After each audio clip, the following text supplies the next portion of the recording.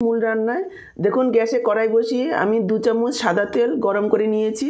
তেলের মধ্যে দিয়ে দিলাম সামান্য একটু নুন আর একটু হলুদ গুঁড়ো। কুমড়োগুলোকে ভেজে নেব। দিয়ে দিলাম কুমড়োগুলো। গ্যাসের ফ্লেমটাকে মিডিয়ামে রেখে প্রায় 3-4 মিনিট সময় নিয়ে কুমড়োগুলোকে ভেজে নিতে হবে। নাড়াচাড়া করে একটু ঢেকে দিচ্ছি। ঢেকে রেখে কুমড়োগুলোকে ভাজবো। এতে করে কুমড়োটা সেদ্ধও হয়ে যাবে আর খুব সুন্দরভাবে তাড়াতাড়ি ভাজাও হয়ে যাবে। কুমড়ো ভাজা হতে হতে আমি এদিকে একটা মশলা তৈরি করে নিচ্ছি। তার জন্য একটা ছোট বাটিতে নিয়ে নিচ্ছি 1/2 চা চামচ জিরের গুঁড়ো, সামান্য একটু হলুদ গুঁড়ো, দিয়ে দিচ্ছি একটু লাল লঙ্কার গুঁড়ো। ঝালটা আপনারা নিজেদের পরিমাণ অনুসারে দেবেন। নিরামিষ তরকারি খুব বেশি একটা ঝাল ভালো লাগে না, একটু মিষ্টি মিষ্টি হলেই বেশি ভালো লাগে খেতে। দিয়ে দিলাম স্বাদ অনুসারে নুন। একটু সামান্য জল দিয়ে গুলিয়ে রেখে দেবো। এতে করে মশলাটা বাটা মশলার টেস্ট আসবে। মশলাটা জলে ভিজে খুব সুন্দর ফুলে যাবে। আর এদিকে দেখুন কুমড়োগুলো আমার ভাজা ভাজা হয়ে গেছে। এবার কুমড়োটা তুলে রাখছি। কুমড়ো তুলে নিয়ে আমি আরও 2 চামচ তেল দিয়ে দিয়েছি। তেল ভালোভাবে গরম হয়ে যাওয়ার পর দিয়ে দিলাম 1 চা চামচের 3 ভাগের 1 ভাগ সাদা জিরে, 2টো শুকনো লঙ্কা আর সামান্য একটু হিং। এবার কয়েক সেকেন্ডের জন্য একটু ভেজে নিয়েছি। খেয়াল রাখবেন যাতে পুড়ে না যায়। এবার দিয়ে দিলাম যে মশলাটা আমি তৈরি করে রেখেছি সেটা। মশলাটাকে 2-3 মিনিট সময় নিয়ে একটু কষিয়ে নেব, গ্যাসের ফ্লেমটাকে মিডিয়াম আর লোয়ের মাঝামাঝি রেখে। বন্ধুরা, নিরামিষ তরকারিতে হিং ফোড়ন দিলে খেতে ভালো লাগে, কিন্তু খুব বেশি পরিমাণে দেবেন না, একেবারে সামান্য পরিমাণে দিতে হবে। হিং সামান্য পরিমাণে ফোড়ন দিলে যেমন খেতে টেস্ট হয়, সেরকমই বেশি পরিমাণে দিলে কিন্তু স্বাদটা আবার নষ্টও হয়ে যেতে পারে। সেজন্য আমি 1 চা চামচের প্রায় 4 ভাগের 1 ভাগ হিং ফোড়ন দিয়েছি। দেখুন কথা বলতে বলতে মশলাটা আমার কষানো হয়ে গেছে। মশলার থেকে তেল ছাড়তে শুরু করেছে। এবার আমি দিয়ে দিচ্ছি ভিজিয়ে রাখা ছোলার ডাল। দিয়ে দিচ্ছি পরিমাণ মতো একটু নুন। এবার ডালটাকে মশলার সাথে কষিয়ে রান্না করে নেব প্রায় 3-4 মিনিট। বন্ধুরা, কুমড়োর এই রেসিপিটা যে কোনো নিরামিষের দিনে ঝটপট তৈরি করে ফেলতে পারেন, ভীষণই ভালো লাগে খেতে। ডালটাকে কিছু সময় মশলার সাথে ভাজা ভাজা করে নিয়েছি। এবার দিয়ে দিচ্ছি 1.5 চা চামচ বেসন আর দিয়ে দিচ্ছি সাথে 1/2 চা চামচ আদা বাটা। আদা বাটাটা আপনারা চাইলে মশলা কষানোর সময় দিতে পারেন, কিন্তু আমি একটু স্ট্রং গন্ধ চাচ্ছি, সেজন্য এই মুহূর্তে দিলাম। এবার বেসন আর আদাটাকে মশলার সাথে ডালের সাথে কষিয়ে রান্না করে নেব। আরও 3-4 মিনিট নাড়াচাড়া করে কষিয়ে নেব। আর এখানে গ্যাসের ফ্লেমটাকে মিডিয়ামে রেখে এভাবে নাড়াচাড়া করে যেতে হবে ক্রমাগত। বন্ধ করা যাবে না, তাহলে তলা লেগে যাবে, পুড়ে যেতে পারে, যেহেতু বেসন দেওয়া হয়েছে।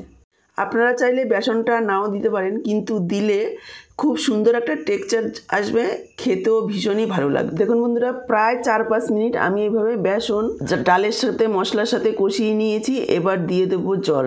জলটা আমাদের এখানে গরম জল যোগ করতে হবে, কেননা তাহলে ডালটা খুব সুন্দরভাবে তাড়াতাড়ি সেদ্ধ হবে।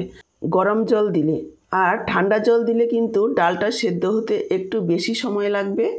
জলটা সেই পরিমাণে দিতে হবে। ডালটা আপনারা যতটা পাতলা করতে চান, তবে খুব বেশি একটা পাতলা ভালো লাগবে না। ডালটা সেদ্ধ হবে কিন্তু একেবারে গলে যাবে না, আবার গোটা গোটা থাকবে। সেইভাবে ডালটা রান্না করলে খেতে বেশি ভালো লাগবে।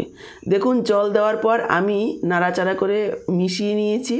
এবার ঢেকে ফুটতে দেব আরও 7-8 মিনিট। দিয়ে দিচ্ছি 4টে কাঁচা লঙ্কা, একটু চিড়ে দিয়েছি কাঁচা লঙ্কাগুলোকে। এবার ডালটা সেদ্ধ হতে থাকুক, ঢেকে দিলাম। দেখুন বন্ধুরা, ডালটা ঢেকে মিডিয়াম ফ্লেমে 7-8 মিনিট রান্না করে নিয়েছি। এবার ঢাকা তুলে একবার চেক করে নিচ্ছি যে ডালটা সেদ্ধ কেমন হয়েছে। দেখুন ডালটা টিপ দেওয়ার সময় ভেঙে যাচ্ছে, গলে যাচ্ছে, আবার গোটা আছে। এই পর্যন্তই সেদ্ধ করতে হবে। এবার আমি যোগ করে দিচ্ছি একটা মিডিয়াম সাইজের টমেটো, ছোট ছোট করে টুকরো করে কেটে দিয়েছি।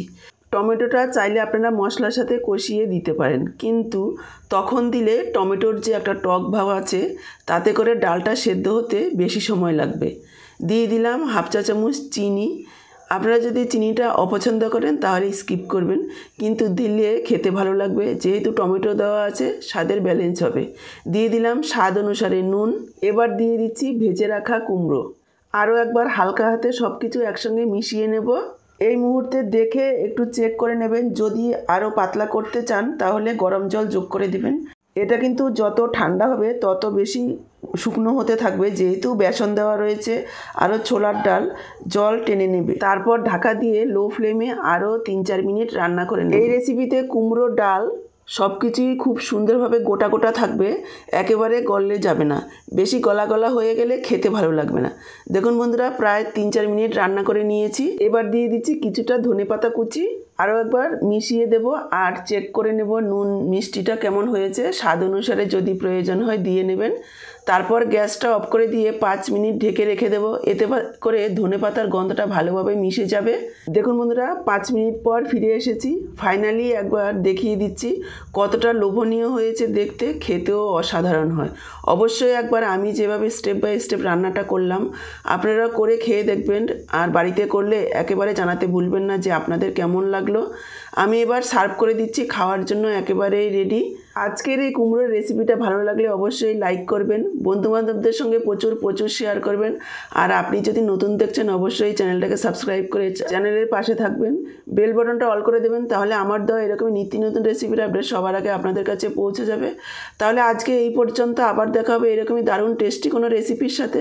সবাই ভালো থাকবেন, সুস্থ থাকবেন। পরের ভিডিও দেখার আমন্ত্রণ জানিয়ে এখানেই শেষ করছি।